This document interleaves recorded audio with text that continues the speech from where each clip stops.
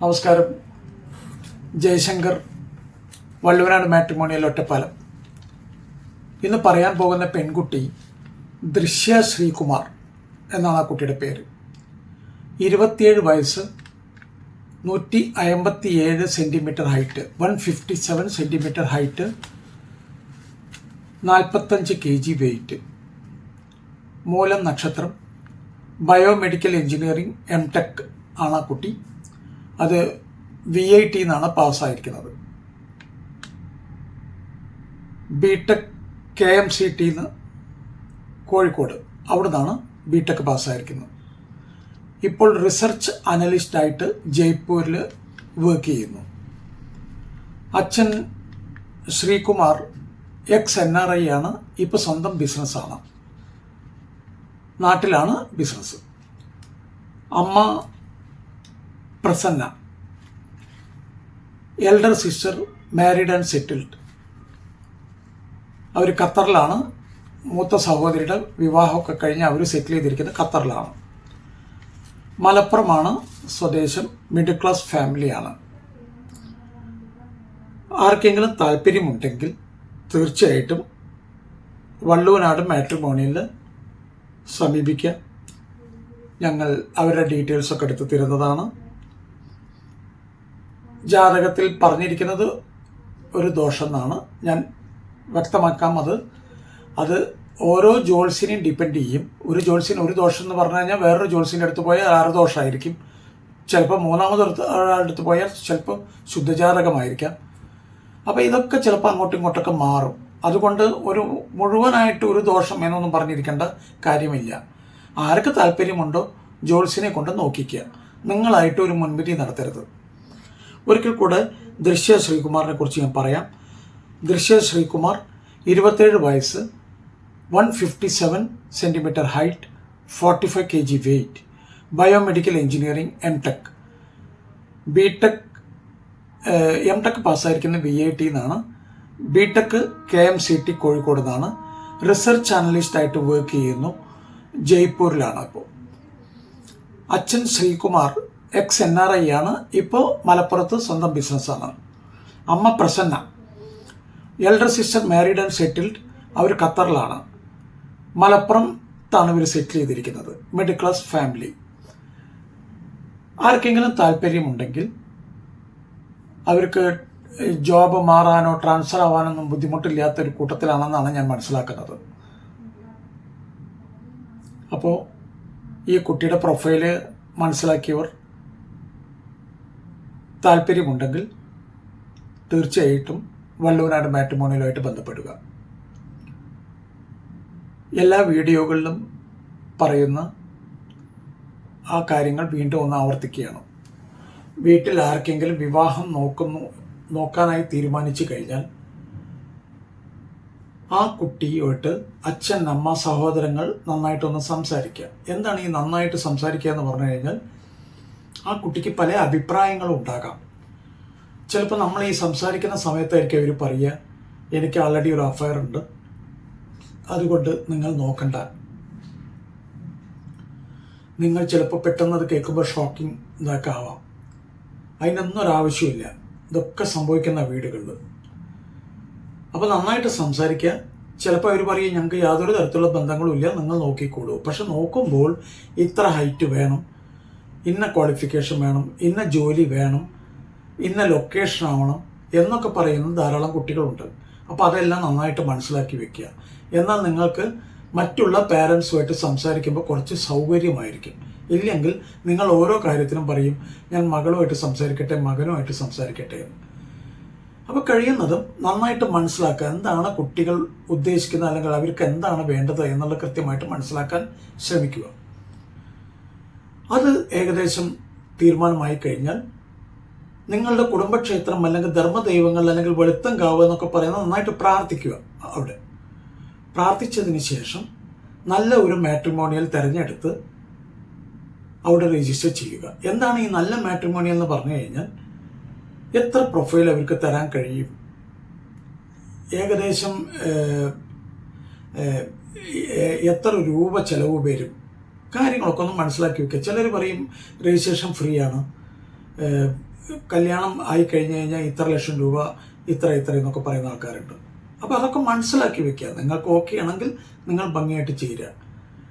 ഒരു കാരണവശാലും ഒരു ടെൻഷൻ ഉണ്ടാക്കിയുള്ള ഏർപ്പാടുണ്ടാവരുത്. അപ്പോൾ അവരുമായിട്ട് നന്നായിട്ട് സംസാരിച്ച് കൃത്യമായി മനസ്സിലാക്കിയതിന് ശേഷം ജോയിൻ ചെയ്യുക.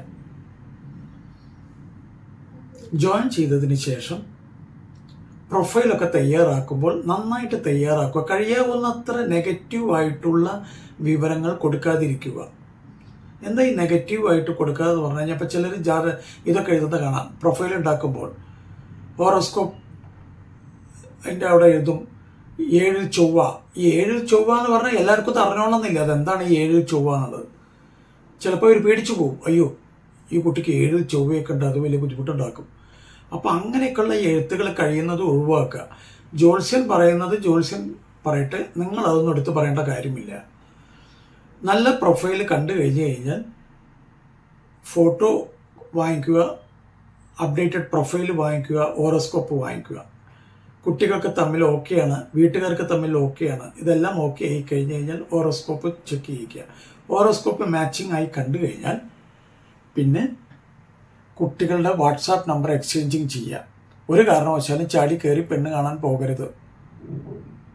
വാട്സാപ്പ് നമ്പർ എക്സ്ചേഞ്ച് കഴിഞ്ഞ് കഴിഞ്ഞാൽ അവർ ഒരു 15 ദിവസമെങ്കിലും നന്നായിട്ട് സംസാരിച്ചൊരു ഫ്രണ്ട്ഷിപ്പ് ബിൽഡപ്പ് ചെയ്യണം.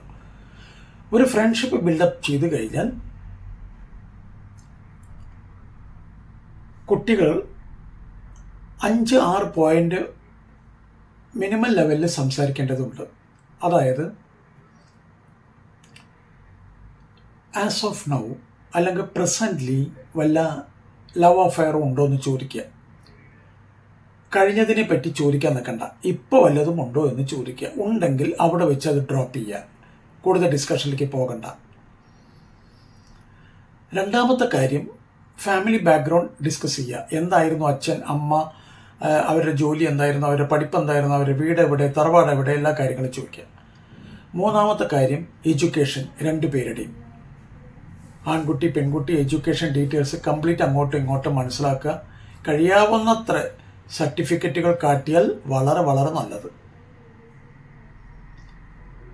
ഇല്ലെങ്കിൽ എപ്പോഴും ഒരു സംശയം, ചെറിയൊരു സംശയം ഉണ്ട്, എങ്ങനെ പറ്റി ചോദിക്കുക എന്നൊക്കെ ഉള്ളൊരു ബുദ്ധിമുട്ടുണ്ടാവും. അപ്പോൾ ഇങ്ങനത്തെ ഏർപ്പാടുകൾക്കൊന്നും പോകണ്ട. ഒരു കോർപ്പറേറ്റ് സ്ഥാപനത്തിലാണ് വർക്ക് ചെയ്യുന്നത് വെച്ചാൽ പിന്നെ നിങ്ങൾ ഒട്ടും പേടിക്കേണ്ടതില്ല. കോർപ്പറേറ്റ് സ്ഥാപനത്തിൽ അല്ലെങ്കിൽ തീർച്ചയായിട്ടും എഡ്യൂക്കേഷൻ്റെ കാര്യം നിങ്ങൾ വെരിഫൈ ചെയ്യേണ്ടി വരും. ഇപ്പോൾ സെൻട്രൽ ഗവൺമെൻറ് ഉദ്യോഗസ്ഥർക്ക് എഴുതുന്നുണ്ട്, ഞാൻ റെയിൽവേയിലാണ്, ഞാൻ IIT-യിലാണ്, ഞാൻ സ്റ്റേറ്റ് ഗവൺമെൻറ് സ്ഥാപനം KSRTC-യിലാണ് എന്നൊക്കെ പറയും. പക്ഷേ അത് ഉറപ്പാക്കണം, അവർ KSRTC-യിലാണോ IIT-യിലാണോ റെയിൽവേയിലാണോ എന്നൊക്കെ ഉള്ളത് ഉറപ്പാക്കുക. കാരണം ജോലി മാത്രം ആയിരിക്കും സ്ഥാപനങ്ങളിൽ, അവർക്ക് ശമ്പളം കൊടുക്കുന്ന സ്ഥാപനം വേറെ ആയിരിക്കും. കേരള ഗവൺമെൻറ്റോ അല്ലെങ്കിൽ സെൻട്രൽ ഗവൺമെൻറ്റോ ഒന്നും ആയിരിക്കില്ല. തേർഡ് പാർട്ടി റോൾ എന്നാണ് ഈ പറയുന്നത്. റെയിൽവേക്ക് വേണ്ടി ഒരു പ്രൈവറ്റ് സ്ഥാപനം ആൾക്കാരെ കൊടുക്കുക, ഇതൊക്കെയാണ് ചെയ്യുന്നത്. അങ്ങനെയൊക്കെ ചെയ്യുന്ന ധാരാളം കേസുകളുണ്ട്. അത് മോശമായിട്ട് കാണണ്ട, പക്ഷേ അങ്ങനെയും ഉണ്ട് എന്ന് പറയാതെ മനസ്സിലാക്കാൻ വേണ്ടിയിട്ടാണ് ഞാനത് പറയുന്നത്, എടുത്തു പറയുന്നത്. അതിനെ ഒരു മോശമായിട്ട് കാണണ്ട. പക്ഷേ ഇങ്ങനെയുണ്ട്. ചിലപ്പോൾ നിങ്ങളോട് പറയും, ഞാൻ സ്റ്റേറ്റ് ബാങ്കിലാണ് കേട്ടോ വർക്ക് ചെയ്യുന്നത്. ശരിയായിരിക്കും, വർക്ക് ചെയ്യുന്നത് സ്റ്റേറ്റ് ബാങ്കിൽ. അപ്പോൾ നമ്മൾ ചോദിക്കില്ല സാലറി ആരാ കൊടുക്കണം എന്നുള്ളൊരു ചോദിക്കില്ല. കാരണം നമ്മളുടെ ഒരു അണ്ടർസ്റ്റാൻഡിങ് ആണ് അത്. സാലറി പിന്നെ സ്റ്റേറ്റ് ബാങ്ക് തന്നെയാണല്ലോ തരിക. പക്ഷേ അവിടെ ഒരു പ്രശ്നമുണ്ട്. എല്ലാവരും സ്റ്റേറ്റ് ബാങ്ക് എംപ്ലോയി എന്ന് പറഞ്ഞാൽ പോലും അത് സ്റ്റേറ്റ് ബാങ്ക് എംപ്ലോയി ആയിക്കോളണം എന്ന് ഒരു നിർബന്ധവുമില്ല. ചിലപ്പോൾ അവർ കോൺട്രാക്ട് ബേസിലായിരിക്കും. ഇപ്പോൾ ഈ credit card section, debit card section, ഇങ്ങനെയൊക്കെയുള്ള ഡെബിറ്റ് കാർഡ് പിന്നെയും എംപ്ലോയീസ് തന്നെ കൊടുക്കുക. ക്രെഡിറ്റ് കാർഡൊക്കെ തേർഡ് പാർട്ടി റോളിലുള്ള ആൾക്കാരാണ് കൊടുക്കുക, ഞാൻ മനസ്സിലാക്കിയിട്ടുള്ളത്. അപ്പോൾ അതൊക്കെ കൃത്യമായിട്ട് മനസ്സിലാക്കണം. എടുത്ത് ചാടി എന്തെങ്കിലും ഒരു തീരുമാനം പറഞ്ഞ് നന്നായിട്ട് മനസ്സിലാക്കുക, അന്വേഷിക്കുക. കുട്ടികൾ തമ്മിൽ നന്നായിട്ട് ചോദിച്ച് മനസ്സിലാക്കുക. പിന്നെ അമിതമായ ലോണുകൾ വല്ലതുമുണ്ടോ എന്ന് കൃത്യമായിട്ട് മനസ്സിലാക്കണം. അമിതമായ ലോൺ എന്ന് പറഞ്ഞു കഴിഞ്ഞാൽ EMI, സാലറി വരുമ്പോൾ എത്ര EMI വരുന്നുണ്ട്, അതൊക്കെ ഒന്ന് മനസ്സിലാക്കി വെക്കുക. അതിലൊന്നും ഒരു തെറ്റായിട്ട് കാണേണ്ട കാര്യമില്ല. ചിലപ്പോൾ ഉണ്ടാവും, അവർ പൈസ ലോൺ എടുത്തിട്ടുണ്ടാവാം, അതിനെ ഒരു തെറ്റായിട്ട് കാണണ്ട. നാളെ എന്തെങ്കിലും ഒരു ഇൻസിഡൻറ്റ് സംഭവിച്ചാൽ അതിൻ്റെ ഉത്തരവാദിത്തം നിങ്ങളെ കൂടെ എടുക്കേണ്ടി വരും. അതുകൊണ്ടാണ് അത് അറിഞ്ഞു വെക്കുക എന്ന് പറയുന്നത്. പിന്നെ മെഡിസിൻ കഴിക്കുന്നുണ്ടോ എന്ന് തീർച്ചയായിട്ടും ചോദിക്കണം. ലോങ് ടൈം ആയിട്ടും ഷോർട്ട് ടൈം ആയിട്ടും ഉണ്ടോ എന്ന് മനസ്സിലാക്കുക. ഇതെല്ലാം മനസ്സിലാക്കി കഴിഞ്ഞു കഴിഞ്ഞാൽ, അല്ലെങ്കിൽ സംസാരിച്ച് കഴിഞ്ഞാൽ തീർച്ചയായിട്ടും ഒരു കംഫർട്ട് ലെവലാണ് എന്ന് ബോധ്യം വന്നാൽ പുറത്ത് വെച്ച് കാണണം കുട്ടികൾ.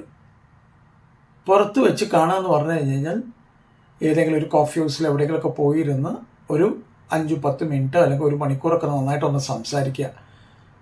അപ്പോൾ പുറത്ത് വരുമ്പോഴാണ് അവർ കാര്യങ്ങൾ പറയുക. നോക്കൂ, എനിക്ക് ഒരു ലവ് അഫെയർ ഉണ്ട്, ഇത് അച്ഛൻ്റെ അമ്മയുടെ നിർബന്ധത്തിന് വഴങ്ങിയിട്ട് വന്നിരിക്കുകയാണ്, അതുകൊണ്ട് നിങ്ങൾ ഒഴിവാക്കിക്കോളൂ അല്ലെങ്കിൽ ഒഴിവാക്കിക്കോളൂ എന്ന് പറയും. അപ്പോൾ അതിനൊക്കെ ഉള്ള ഒരു ഫ്രീഡം അവർക്ക് കിട്ടും.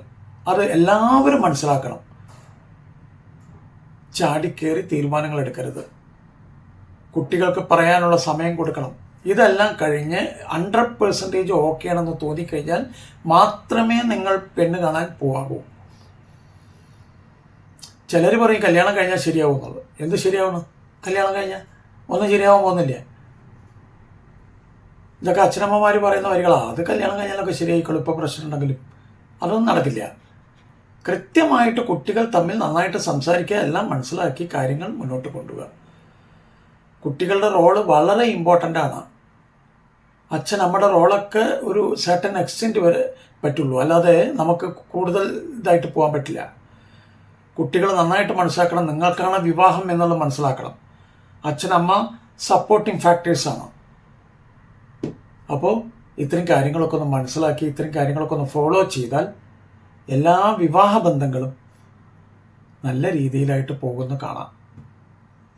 അച്ഛനമ്മമാർ റിട്ടയർഡ് ലൈഫ് വളരെ സ്വസ്ഥമായിട്ട് ഇരിക്കുന്നത് കാണാം. അല്ലാത്ത കേസുകളൊക്കെ നല്ലൊരു ശതമാനവും കുടുംബ കോടതി റൂമിൽ എപ്പോഴും കാണാവുന്നതാണ്. കുടുംബ കോടതി ഞാൻ എടുത്തു പറയാൻ കാര്യം, എൻ്റെ വീടിൻ്റെ അടുത്ത് തന്നെ ഈ കുടുംബ കോടതി, അവിടെ ഞാൻ കാണുന്ന കാഴ്ചകളായി പറയുന്നത്. അതുകൊണ്ട് വളരെ ശ്രദ്ധിച്ചിട്ട് ചെയ്യുക. ഒരിക്കലും ഒരു ഡിവേഴ്സിലേക്കോ അല്ലെങ്കിൽ വേണ്ട, വളരെ എളുപ്പമായിരിക്കും ഇതൊക്കെ. എൻഗേജ്മെൻറ്റ് കഴിഞ്ഞാൽ വേണ്ട വയ്ക്കുക, ഇതൊക്കെ കമ്മ്യൂണിക്കേഷൻ്റെ ഗ്യാപ്പ് കാരണമാണ് സംഭവിക്കുന്നത്. നന്നായിട്ട് സംസാരിക്കുക. ഉള്ളിലൊന്ന് വെച്ച് പുറത്തേക്ക് ഒന്നും പറയരുത്. ഉള്ളിലത്തെ കാര്യങ്ങൾ തന്നെ പുറത്ത് പറയുക. നന്നായിട്ട് തന്നെ സംസാരിക്കുക. അങ്ങനെയൊക്കെ ചെയ്യൂ. എല്ലാവർക്കും മംഗളാശംസകൾ. നന്ദി, നമസ്കാരം. ജയശങ്കർ, വള്ളൂരാട് ഒറ്റപ്പാലം.